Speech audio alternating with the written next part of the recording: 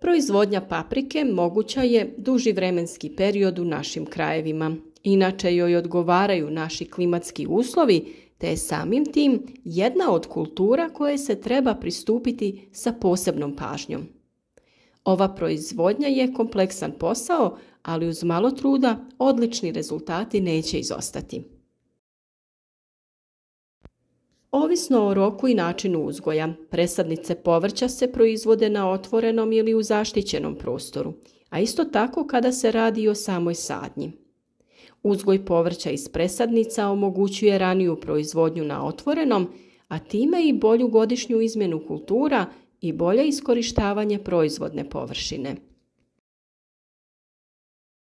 Proizvodnja presadnica se odvija većinom u klijalištima koja se zagrijavaju, jer se dosta rano mora krenuti sa sijanjem ove kulture. Polovina februara je optimalno vrijeme za sijanje paprika, zato što je njoj potrebno nešto više vremena da nikne. Proizvodnja počinje odabirom sjemena, supstrata i načina sadnje. Način sadnje može biti sa pikiranjem rasada ili bez pikiranja. Kod uzgoja sa pikiranjem vrijeme sjetve je nešto ranije u odnosu na uzgoj bez pikiranja. Sjeme se prvo može pripremiti naklijavanjem i poticanjem na razvoj. Pričali smo već o kupki od kamilice u kojoj se sjeme drži od 12 do 24 sata, tako će vam se odmah pokazati postotak klijavosti sjemena.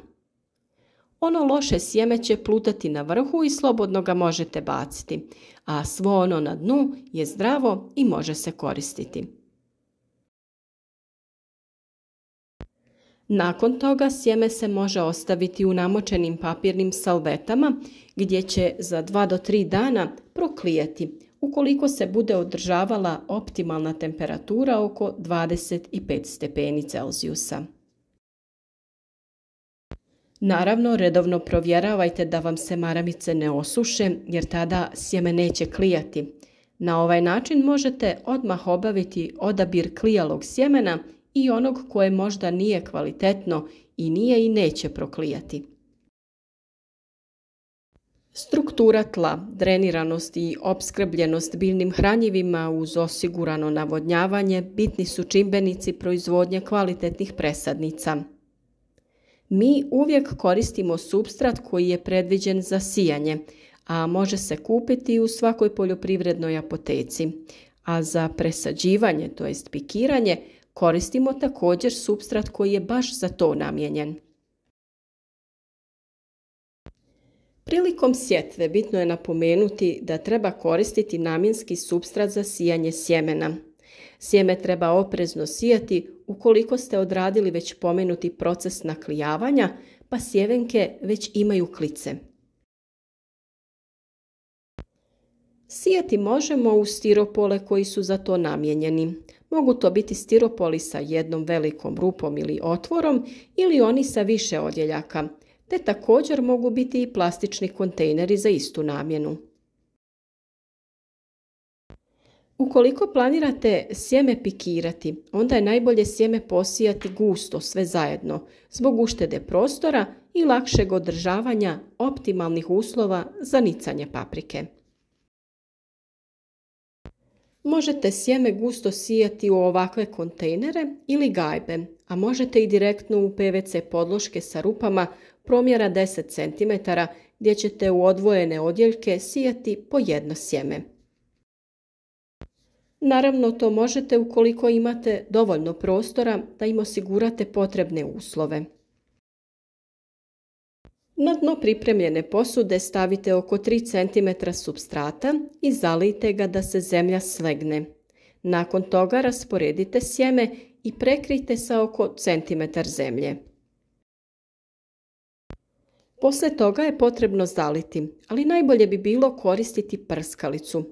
Dobro je zaliti zemlju prije redanja sjemena kako sjeme ne bi nakon zalijevanja otišlo preduboko, pa bi to otežalo samo nicanje. Nikako nemojte dozvoliti da vam se zemlja potpuno osuši, nego ju redovno, ali pomalo zalijevajte.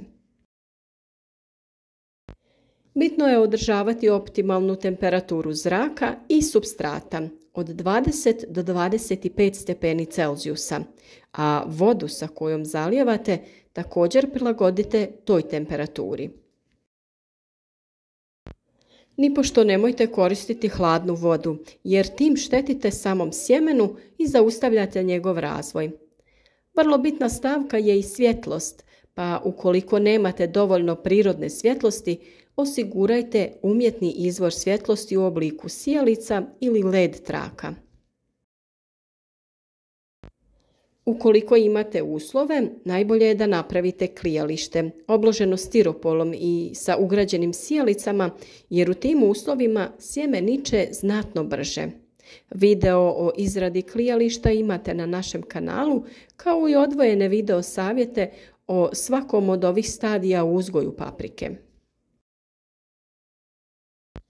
Paprika je svojevrsna primadona povrća i ima izričite zahtjeve prema temperaturi i vlazi tla. Nemojte dozvoliti prevelike oscilacije temperature zraka ni tla. Ukoliko koristite gajbe i rasad uzgajate u kući, obavezno stavite foliju ili najlon preko gajbe kako bi čuvao vlagu unutra i osigurao optimalnu temperaturu zraka. Možete također odraditi nekoliko ciklusa i sijati više puta manje količine sjemena. Tako ćete sve poslove stizati na vrijeme, neće vam odjednom sva paprika doći na pikiranje.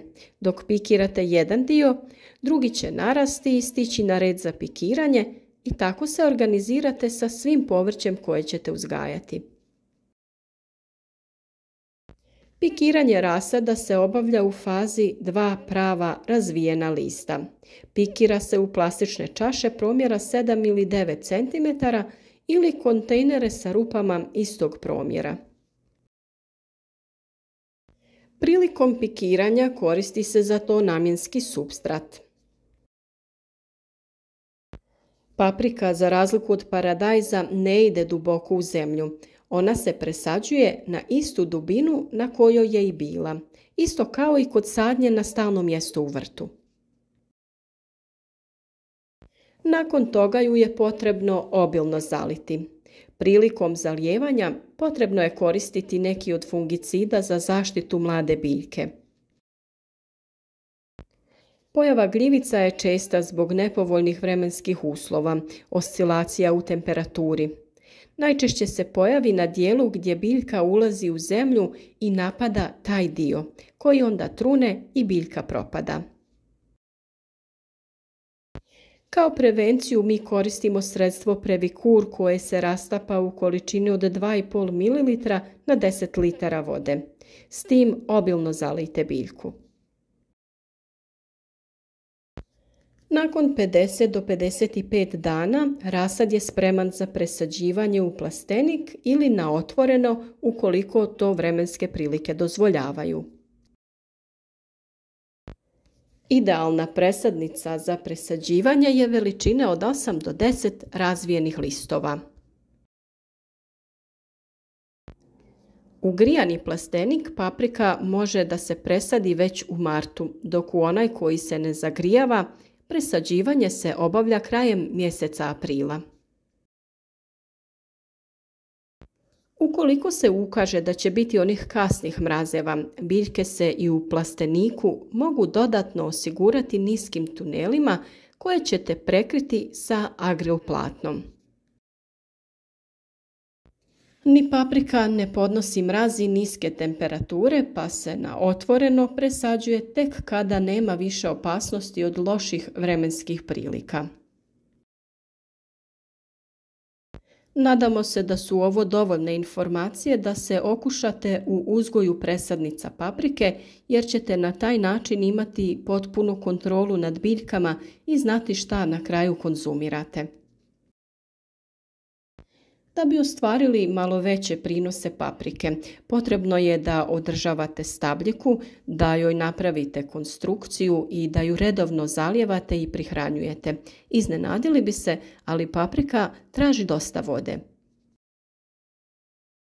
Sve o prihrani biljaka i presadnicama ćemo objasniti u jednom od narednih videa, tako da nemojte propustiti naše savjete u narednom periodu.